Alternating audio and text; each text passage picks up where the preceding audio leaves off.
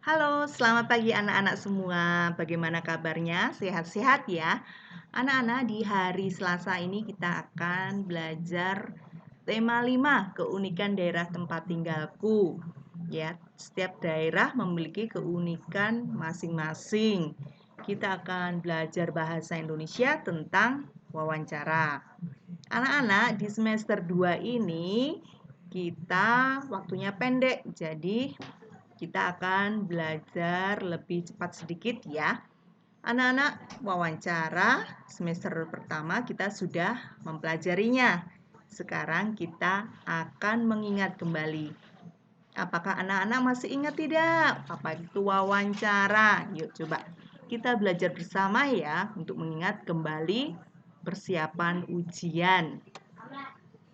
Ya, wawancara itu adalah tanya jawab antara dua pihak, yaitu pewawancara dan narasumber untuk memperoleh data, keterangan atau pendapat suatu hal. Ya, jadi tanya jawab antara dua pihak, yaitu pewawancara adalah orang yang memberikan pertanyaan dan narasumber. Apa itu narasumber? Orang yang memberikan jawaban atas pertanyaan yang diajukan. Ini anak-anak, langkah-langkah wawancara. Apa saja ya? Yuk kita pelajari bersama.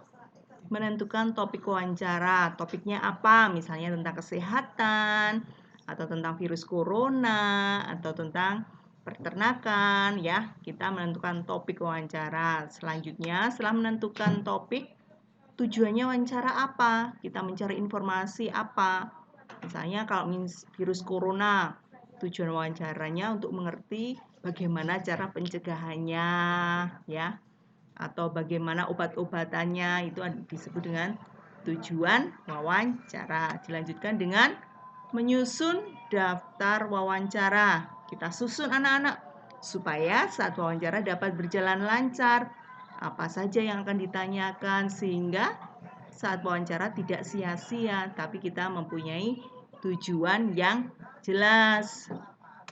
Apalagi menentukan narasumber. Narasumber itu ditentukan dengan orang yang memiliki profesi atau yang ahli. Jangan hanya asal-asalan ya narasumber itu. Terus kita melakukan wawancara.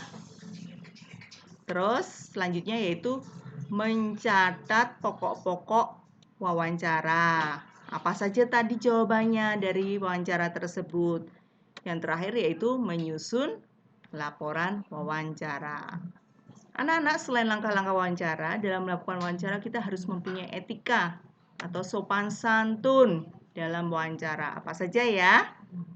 Yaitu ketika kita melakukan wawancara, kita harus memperkenalkan diri kita atau identifikasi diri.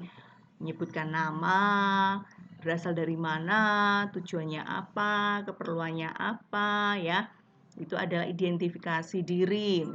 Jadi ketika wawancara, orang narasumbernya tidak bingung ini siapa gitu ya. Terus jelaskan tujuan dan topik wawancaranya apa, tujuannya apa yang akan ingin kita dapatkan dari wawancara. Datang tepat waktu anak-anak. Kalau kita sudah membuat janji dengan orang atau dengan siapa saja, kita harus datang tepat waktu.